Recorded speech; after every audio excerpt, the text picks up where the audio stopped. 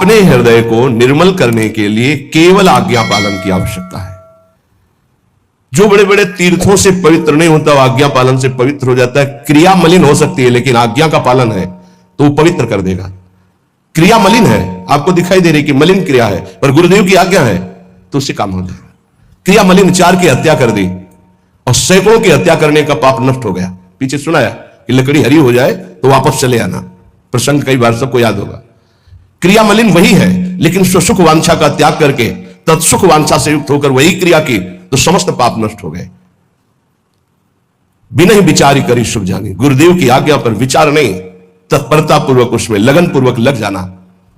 हित अहित गुरुदेव जाने, हमें जो आज्ञा करी हमें उसका पालन करना है। निंद्यानपि स्वकृपया अद्भुत वैभवेन, यद्यपि हमारे सारे आचरण निंदनीय हैं, पर हम रसिकों के अधीन हैं, धाम की प्रियता है, तो स्वकृपया अद्भुत वैभवेन माद्रिक पश्यन स्वचरणानुचरी करो तू। वो अपनी कृपा से स्वकृपया अद्भुत वैभवेन, वो अपनी कृपा से जो अद्भुत वैभव है, क्या स्वचरणानुचरी करो तू, अपने चरणों की दासी। निकुंज में स्वतंत्र रूप से किसी का प्रवेश नहीं होता, अपने गुरुदेव रूपी सहचरी की अनुचरी बनकर के जाया जाता है। भाव देश में जब प्रवेश होता है तो अपने गुरुदेव को देखा जाता है सबसे पहले सहचरी वपु में, समीप में हित सजनी जीव और वहीं समीप में प्रिया प्रीतम। हमारी प्रत्येक चेष्टा गुरुदेव रूपी सहचरी के आदेश से होती है। गुरुदेव आचार्य स्वरूप से जो हित सजनी रूप में है वो उनके परिकर में है, वो इशारा मन की वृत्ति, मन की रुचि जानी, तब श्यामा श्याम की सेवा। डायरेक्ट सीधे नहीं तो श्याम श्यामा पद कमल संग सिर नायो, तेन बचन मानत गुरुद्रोही, निस्दिन करत आपनो भायो, तो इत व्यवहार न उत परमारथ, कुछ हाथ नहीं लगेगा। पर अहंकार सुनता नहीं है, वो दुर्गति करा के ही छोड़ता है। इसलिए इस अहंकार की एक ही दवा पाई गई पूरे शास्त्रों में, सदगुरु के अनुशासन में रहना। यद्यपि निंद्यानपि, मैं निंदनीय आचरण वाला हूं, पर स्वकृपया अद्भुत वैभवेन माद्रिक पशून स्वाचरणानुचरी करो। मुझ जैसे निंदनीय पशुवत आचरण करने वाले को भी स्वकृपया चरणानुचरी करो, तो स्वचरणानुचरी करो, वो अपने चरणों की दासी बना लेते हैं और उसी से हमें श्री जी की दासता प्राप्त होती है, जिसकी संभाव्यो विरंच नारद शिवो। स्वयं बड़े बड़े ईश्वर कोटि के महापुरुष भी संभावना ही नहीं है कि वो भावना ऐसी कर सके कि मैं राधा दासी के रूप में उनके चरणों में महावर लगा रही हूं, ऐसी नहीं। तो हे भाई, ऐसे वृंदावन में यदि आपको वास मिल गया है और रसिकों का संग मिल गया है तो छोड़ना नहीं है, चाहे जैसी परिस्थिति हो। श्रीपाद कह रहे हैं, भ्रातस्तिष्ठ तले तले विटपिनाम ग्रामे सुभिक्षामट, स्वच्छंदम पिबयामुनम जलमलम चीरैः सुकंथाम कुरु, सम्मानम कलयाति घोर गरलम नीचापमानम सुधाम, श्री राधा मुरलीधरो भज सखे वृंदावनम मात्यज। ऐ मित्र, ऐ भाई, भ्रातस्तिष्ठ तले तले विटपिनाम ग्रामे सुभिक्षामट। श्री वृंदावन वास के लिए कैसी भी परिस्थिति हो हम धाम नहीं छोड़ेंगे। अगर हमें छत के नीचे वास नहीं मिल रहा है तो हम आज्ञा का पालन करेंगे, वृक्ष के नीचे रह लेंगे, फुटपाथ में पड़े रहेंगे। जब भगवत प्राप्ति की प्रबल लालसा होती है, ये सब नहीं देखा जाता हमारा वास क्या है, हमारी भोजन व्यवस्था क्या है, कुछ नहीं। काशी के घाटों में क्या सुविधा है, शांत, पीछे किसी का आना जाना नहीं। बहुत बहुत प्रसिद्ध घाटों में सुबह घंटा 1.5 घंटा स्नान आदि, 80 घाट के आगे तो कोई नहीं, न इधर न उधर, एकांत क्षेत्र। भिक्षा की कोई गुंजाइश ही नहीं, किसी का आने जाना नहीं। भिक्षा के समय 80 घाट में भिक्षुकों के बीच में बैठ गए, जो मिला 10-5 मिनट में मिला, नहीं बस एकांत हो गए। जब लक्ष्य हो जाता है भगवत प्राप्ति तो ये सब नहीं सुनाई देता। एकमात्र कैसे कैसे हम अनुभव करें, कैसे हमें प्रभु का साक्षात्कार हो, चाहे वो तत्व रूप में हो, चाहे वो सविशेष ब्रह्म रूप में हो। भ्रातस्तिष्ठ तले तले विटपिनाम ग्रामेश भिक्षामट, जैसे बने वैसे वृंदावन वास करें।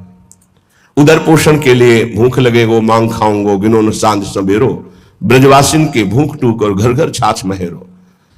जो मिले, रोटी का टुकड़ा मिल जाए, जैसे प्राणों के पोषण की चिंता वैष्णव को नहीं करनी चाहिए। कुछ नहीं मिला तो भूख को पा गए, इतना भजन होता है कि वो प्रयास से भजन हो ही नहीं सकता जो असुविधा से भजन होता है। पर गुरु आज्ञा में रहे, गुरु आज्ञा का उल्लंघन करके नहीं। बिल्कुल एक एक चेष्टा गुरुदेव की शिष्य की दृष्टि में होती है और शिष्य की एक एक चेष्टा गुरुदेव की दृष्टि में होती है जब तदात्म होता है। तदात्म, अभी तदात्म वृत्ति को जाने ही नहीं, तदात्म वृत्ति को नहीं जाने। बैठे हैं, अचानक यदि आपका सच्चा शरणागत का भाव तो आ गया, फिर आपको संके ऐसा क्यों सोच रहे हो, ऐसा सोचना ठीक नहीं। नहीं जी, नहीं नहीं, आप देखिए, हाँ हाँ, क्यों सोच रहे हो ऐसा।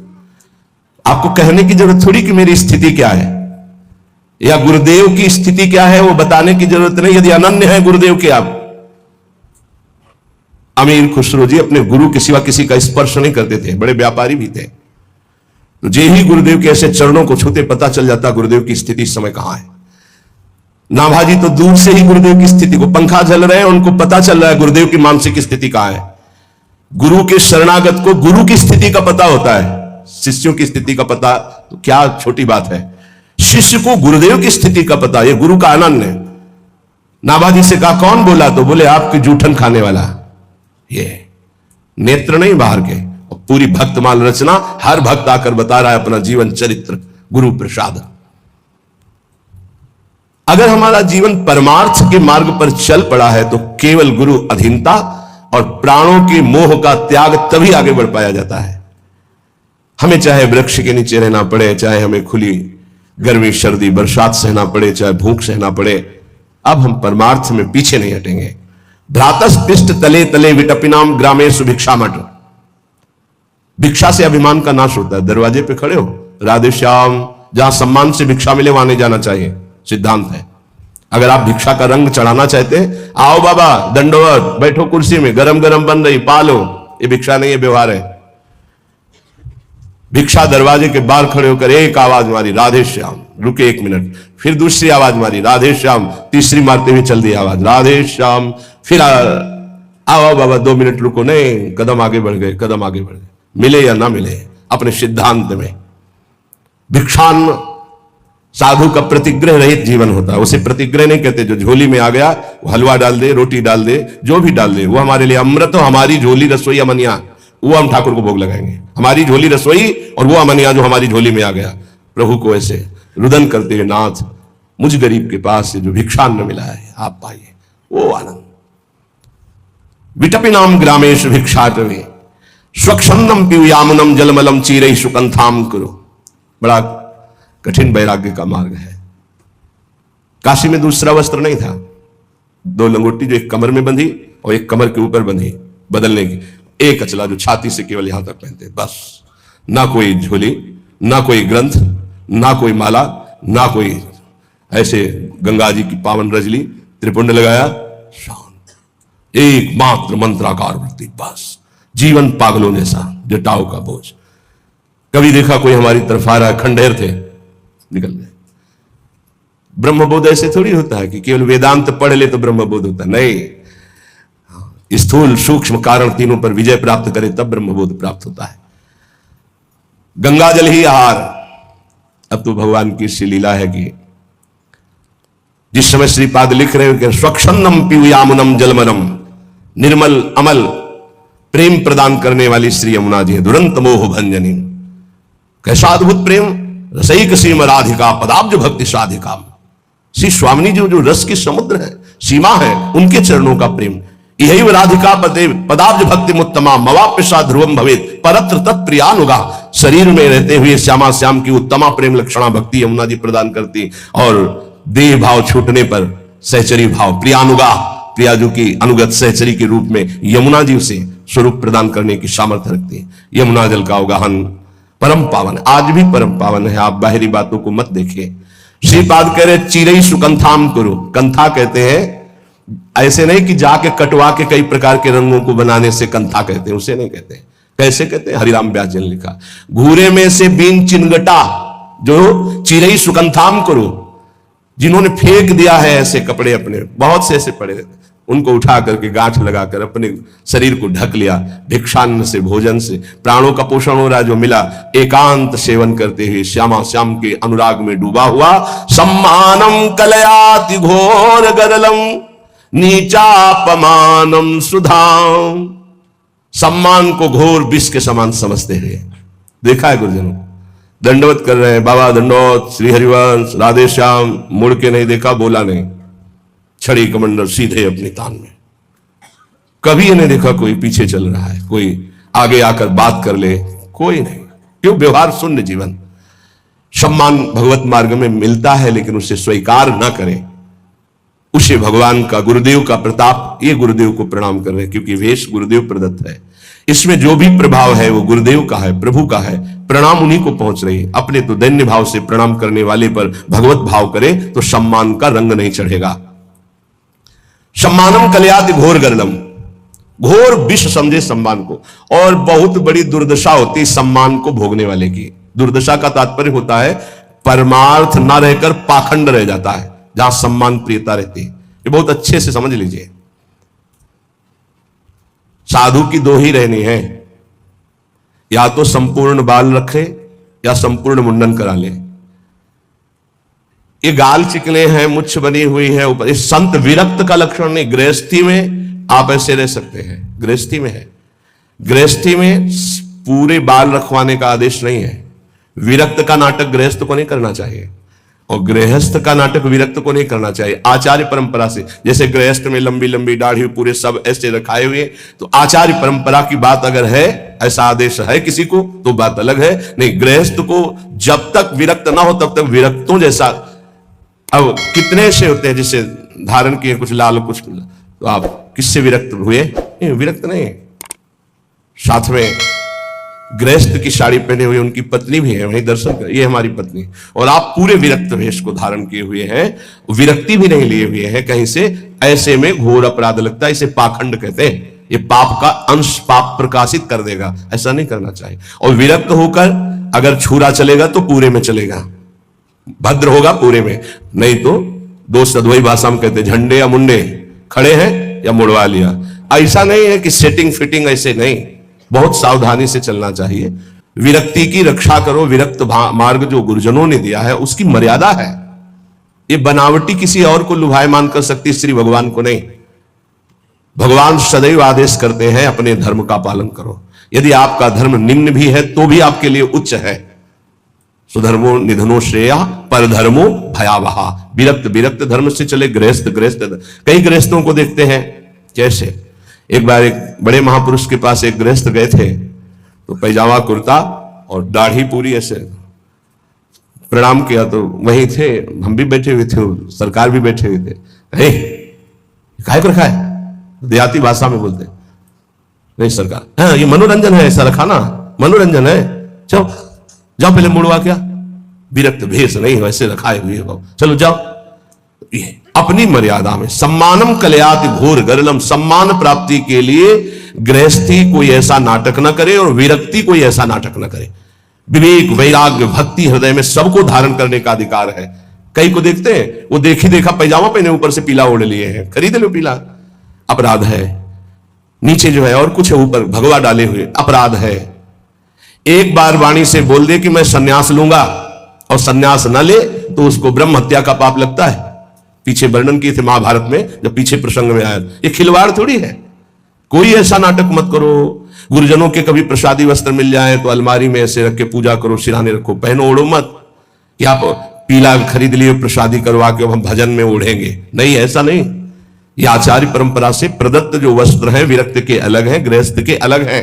आप अपनी अपनी मर्यादा से चले। सम्मान के लिए कोई नाटक ना करें। ये सम्मान घोर विष है, परमार्थ के पथिकों को पाखंड में स्थित कर देता है, जहां सम्मान प्रियता बढ़ जाती है। नीचापमानम सुधा, नीच पुरुषों द्वारा किया हुआ अपमान अमृत के समान समझो, क्योंकि तुम्हारे देहाभिमान को गलित कर देगा। हम देखते हैं प्रायः साधक अपमान से बचना चाहता है, अपमान से। और भर्तरी जी से जब भगवान शंकर ने कहा वरदान मांगो, तो कहा कभी सम्मान से मुझे भिक्षा भी ना मिले, अर्थात कभी सम्मान न मिले। क्यों? सम्मानम कलयाति घोर गरलम और नीचापमानम सुधा। और की तो और बात जाने दो, गुरुजनों के शासन को नहीं स्वीकार किया जाता। इतना अहंकार बढ़ा हुआ है कि अपमान का डर है कि कहीं डांट न दे, कहीं अपमान न कर दे। किसका अपमान? गुरु के द्वारा डांट लगने से अपमान होता है? नहीं, गुरु के द्वारा डांट लगने से पापों का क्षय होता है। अगर एक बार हृदय से गुरुदेव आपको डांट दे तो आपके जीवन का परिवर्तन होना चाहिए। श्री राधा मुरलीधर भज सखे वृंदावन मातज, रस स्वरूप श्री श्यामा श्याम का भजन करो, वृंदावन को कभी मत छोड़ो। वृंदावन का आश्रय, वृंदावन का वास बड़ी कृपा से प्राप्त होता है। हमारा आखिरी जन्म है क्योंकि हमें धाम मिल गया, हमें नाम मिल गया, हमें सत्संग मिल गया। विश्वेश्वर्य महाचमत्कृतिरियं किं भाति सर्वेशितुर, ब्रह्मानंद सुदाम्बुधेरवनवधे किं वाद्भुतोऽयं रसं, किं वा दिव्य सुकल्प पादपवनस श्रेणी सुबीजं परम, कृष्णो प्रेम नुताद्भुता परिणतिर् वृंदाटवी किन्वीम। ये वृंदाटवी बड़ी चमत्कार प्रकट करने वाली मां है, इसीलिए वृंदाटवी कहा। ये मां है। अगर आपने वृंदावन का आश्रय ले लिया, रसिकों का संग मिल गया, तो ये मां की तरह दुलार करती, सच्ची मां है। ये कोई जड़ देश नहीं है, चिदानंद है। जैसे भगवान का नाम चिदानंद में है, रूप चिदानंद में है, लीला चिदानंद में, ऐसे धाम चिदानंद में।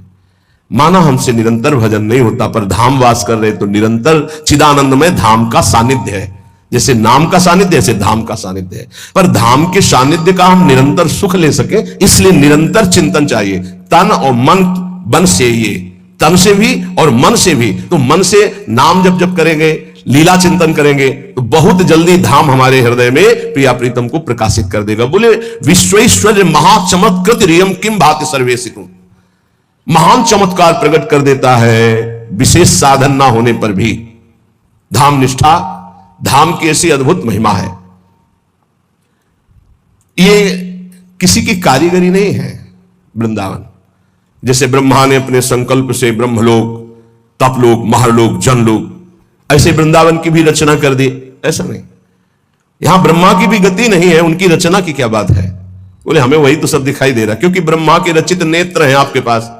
अभी हरिवंश नेत्र थोड़ी आ गए। निकस कुंज ठाड़े भये भुजा परस्पर हंस, श्री राधा वल्लभ मुख कमल निरख नयन हरिवंश। हरिवंश नेत्रों से देखा जाता है दिव्य वृंदावन। तो वो प्रदान करेंगे। भगवत रसिक जी का चश्मा नित्य बिहार को दियो बिहारी नुमोए। आप रहने से रहिए तो आपको चश्मा मिल जाएगा, आपको नेत्र मिल जाएंगे, तो आप देखेंगे ब्रह्मा का रचा हुआ नहीं, ये किसी की कारीगरी नहीं, ये महाचमत्कारिक दिव्य है वृंदावन। असीम ब्रह्मानंद के लिए जितना प्रयास किया जाता है, फिर कहीं वो ब्रह्मानंद अनुभूति होती वेदांत के द्वारा। कह रहे हैं यहां ब्रह्मानंद में डूबे हुए के भी चित्त को आकर्षित करके अनिर्वचनीय रस विशेष में डुबो दे, वो वृंदावन धाम है। क्योंकि जो गा रहे हैं ना, ये ब्रह्मानंद प्रदान करने वाले महापुरुष श्रीपाद प्रबोधानंद जी हैं। उनके हृदय को भी और ऐसे लाखों हृदय को भी आकर्षित करके रस में डुबो दिया।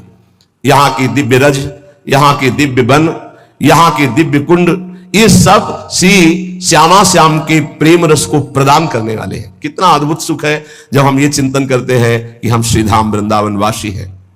बस आवश्यकता है अपने चिंतन को पलटने की। हम हर समय देह भाव में भोगों का चिंतन, नाना प्रकार के मान अपमान का चिंतन करते रहते हैं। इसीलिए धाम, नाम, रूप, लीला इसका स्वाद नहीं ले पा रहे हैं। मन पछितई हो भजन बिन कीने। भजन, भजन शब्द से सीधे हमारा मन जाता है कि शायद माला के लिए कह रहे हैं। कहा जाए भजन करो तो आपका सीधे अर्थ भाव आएगा कि माला, लेकिन सही पूछो तो भजन का अर्थ माला नहीं है। भजन का अर्थ है आराध्य देव की परिचर्या में रहना, सेवा में। वो चाहे सुमिरन करते हुए शरीर से सेवा या मानसिक सेवा, अपने आचार्य की सेवा, अपने गुरुदेव की सेवा, अपने इष्ट की सेवा, इष्ट भाव से समाज की सेवा, वास्तविक भजन इसे कहते हैं। और जो अंदर अंदर नाम जब चलता है उसे सुमिरन कहते हैं। हनुमान जी महाराज जी ने दो बात कही, का हनुमंत विपत्ति प्रभु सोई, जब तो सुमिरन और भजन न होई। जब आपका सुमिरन नहीं हो रहा और भजन नहीं हो रहा, अगर नाम सुमिरन करना भजन से जोड़ा जाता तो दो बार क्यों कहा सुमिरन और भजन? सुमिरन का मतलब है अंदर से भगवत चिंतन करना, और भजन का मतलब है अंतर और बाह्य दोनों से आराध्य देव की सेवा करना। संत सेवा, गुरुदेव सेवा, इष्ट सेवा, समाज सेवा, इसे भजन कहते हैं, ध्यान रखना। कई बार एकांतिक में यही कहा, अपने कर्तव्य का पालन करना ही भजन है। भज धातु सेवायाम, भज का तात्पर्य ही है सेवा। अगर गुरु सेवा, आचार्य सेवा, इष्ट सेवा, समाज सेवा नहीं है तो केवल माला चलाना भजन नहीं कहा जा सकता। भजन का एक अंग है सुमिरन।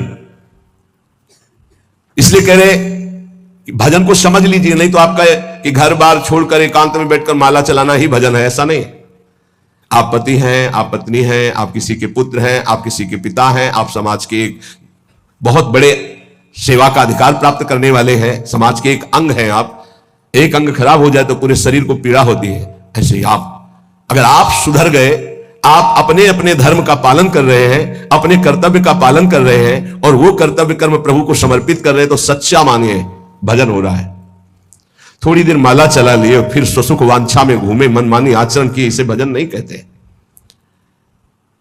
सबसे ज्यादा अगर हमें कोई पागल बना रहा है तो धन की इच्छा पागल बना रही है।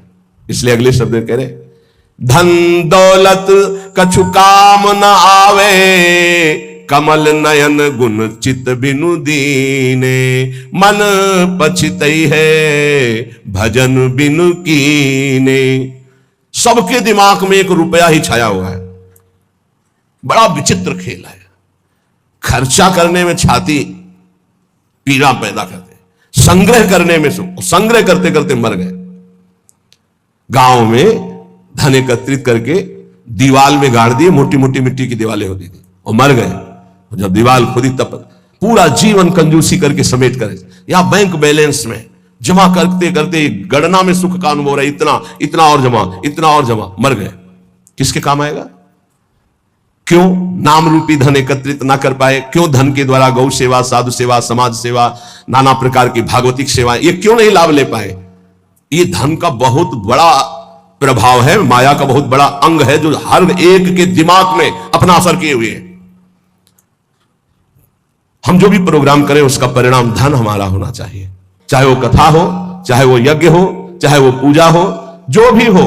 कोई बिरला ऐसा करता है जगत में, ऐसा नहीं कि नहीं है, कोई बिरला ऐसा करता है कि इसका फल हो श्री कृष्ण प्रेम लक्षणा भक्ति। है, ऐसा नहीं कहते कि नहीं है, पर सबके दिमाग में एक यही है कि जो मैं कर रहा हूं उसका परिणाम अच्छी धनराशि मिलना। इसलिए यहां कह रहे कि पछताओगे बाद में। क्या पछताओगे? अरबों रुपया बैंक में जमा करके पधार गए, वो भारतीय बैंक का वही रखा हुआ है, आपके केवल जीवन की श्वासें नष्ट हो गई। बस आसक्ति उसकी आपकी दुर्गति कराएगी। जीवन का समय आपको उसके संग्रह में गया, कुछ हाथ नहीं लगा। कितना भोगोगे? कितना भोगोगे? क्या खाओगे? कितना खाओगे? जब शरीर ही नहीं रहेगा तो ये सब खाना पीना किस कार्य में आया, यदि सच्चिदानंद से चित्त नहीं जुड़ा। इसलिए पछताओगे यदि धन की प्रधानता जीवन में रही। तो आप सच्ची मानिएगा, आप जितने लोग बैठे हो, विचार करके अभी देख लो, वृंदावन की भूमि में बैठे हो। हम नहीं कहते कि सबके दिमाग में होगा, लेकिन आप देख लो, प्रधानता हर क्रिया के परिणाम में धन प्राप्ति की लालसा। हर क्रिया, साधु संग कर रहे हैं तो ऐसी कुछ आशीष हो जाए कि धन प्राप्ति हो जाए। हम ठाकुर सेवा, ठाकुर दर्शन, उपासना, सबका परिणाम एक धन की तरफ रहता है, सबका परिणाम। कोई बिरला ऐसा होता है जिसके दिमाग में धर्म होता है कि मैं जो भी करूंगा धर्म पालन के लिए करूंगा, मेरे जीवन का उद्देश्य है समस्त जगत को सुख प्राप्त हो, भगवान प्रसन्न हो जाए, बस। ये कोई बिरला करता होगा, बिरला। वो भक्ति का आडंबर करके, वो वैराग्य का नाटक करके, उपदेश का, व्यापार का, संसार का, चाहे वो परमार्थ हो या व्यवहार हो, दोनों में प्रधानता हमारी रहती है धन की। ये भगवान की प्राप्ति में बहुत बड़ी बाधक बनती है। कंचन देखत को यहां जगत संगाती, तात मात अपने सुख भीने, ललित किशोरी द्वंद्व मिटैना, आनंद कंद बिना हरि चीन्हे, मन पछितई है भजन बिन कीने। अब दूसरी बात करें, देखत ही यह जगत संगाती। सबसे ज्यादा संसार में संगाती माना जाता है विपरीत शरीर को। काम, दूसरा है काम, विपरीत शरीर का संगाती। इसके लिए प्राण देने के लिए तैयार है। और जबकि वासना की निर्वासनिक स्थिति भगवान से होगी, किसी शरीर भोग से नहीं होगी। उससे तो जैसे अग्नि में और घी डालते जाओ तो बढ़ती चली जाती है, ऐसे ही वासना की शांति भोग में नहीं, त्यागात शांति अनंतरम। लेकिन ना जानने के कारण पूरे के पूरे जीवन नष्ट हो जाते हैं केवल भोग चिंतन से। बहुत आश्चर्य की बात है, यदि इसे भजन के बल से, भगवत कृपा बल से, गुरु कृपा बल से इसे संभाला ना गया तो मिले भले कुछ ना, पूरे जीवन इसी का संकल्प बनता रहता है, चिंतन होता रहता है। ये ठग है जो हमारे जीवन को नष्ट कर देते हैं। कामिनी के संग की लालसा भगवत प्राप्ति नहीं होने देती। जैसे पहला था धन की प्राप्ति की लालसा, ऐसे ही जितना भी धन कमा लो, जितना भी सब कर लो, अंदर एक लालसा बनी रहेगी भोग भोगने की। ये अगर भावना शरीर भोग की बनी रही तो ये भी भगवत प्राप्ति नहीं होने देती। कितना भोगोगे, कब तक भोगोगे? जब शरीर ही छूट जाएगा तो कौन तुम्हारा साथी होगा? बहुत विचित्र बात है, बहुत विचित्र बात है। देखत को यह जगत सगाती। इस संसार में केवल देखते देखते पूरा जीवन हो गया, कुछ नहीं देख पाए। 50 साल के हो गए, 40 साल के हो गए, भोगते भोगते जीवन व्यतीत हो, कुछ नहीं भोग पाए। क्या है? असंतुष्ट, वासना। इसी तरह से जितने संबंध हैं सब धोखे के संबंध हैं। उनमें यदि भगवत भाव करके नहीं जिए तो वो बंधन कारक है, धोखे में समय गया। पहला दिमाग में धन रहता है, दूसरा दिमाग में भोग रहता है, और जो इनको थोड़ा दबा पाया भजन से तो तीसरा दिमाग में रहता है हमारे यहां नाम हो जाए, लोग याद रखें। किसको लोग याद रखते हैं?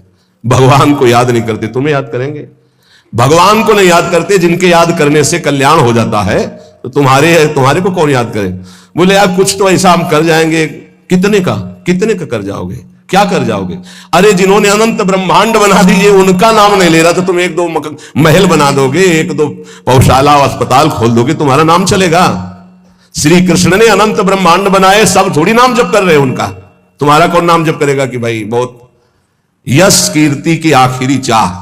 इसीलिए कह रहे हैं कि ललित किशोरी द्वंद्व मिटे ना, आनंद कंद बिना हरि चीने, मन पछित है भजन बिन कीने। थोड़ा समय रह गया है। जितने सत्संग सुन रहे हो इतना समझ लीजिए, अब हमारे जीवन का थोड़ा समय रह गया है। अब तो जाग जाओ, इन 3 में सोना बंद कर दो। ललित किशोरी जी कह रहे हैं ये जो धन की लालसा, अरे बोले तुम तो बाबा जी हो, तुम्हारा चल जाएगा, हमारा गृहस्थी में बहुत जरूरतें हैं, धर्म पूर्वक कर्तव्य कर्म करो, उससे जो मिल रहा है संतोष धारण करते हुए अपनी स्थिति के अनुसार ब्याह बरादी जितने कार्य हैं सबका होता है सृष्टि में। आज दुख पाया जा रहा है अपनी स्थिति से हटकर करने पर, आज दुख पाया जा रहा है केवल प्रशंसा के लिए करने पर। अगर आपकी स्थिति गरीबी की है तो आप किसी गरीब वर्ग को ढूंढिएगा, आपकी पुत्री सुखी रहेगी। ये भ्रम छोड़ दो कि थोड़ा हमसे बड़ा धनी हो, बहुत हानि हो जाएगी। अगर आपकी स्थिति है और अपनी स्थिति के घर में बेटी का ब्याह करोगे तो बहुत सुखी रहोगे। अगर अर्थ की प्रधानता रखकर बेटे का ब्याह करोगे तो दुखी रहोगे। देख लेना, परिणाम में देख लेना। इसीलिए धन के लिए तुम इतना व्याकुल मत हो, कर्तव्य कर्म करो, जैसी परिस्थिति उसके अनुसार चलो। भोग के लिए इतना व्याकुल न रहो। जो धर्म पूर्वक पाणी ग्रहण किया है, भगवान की पूजा की भावना रखकर उसका, तो आप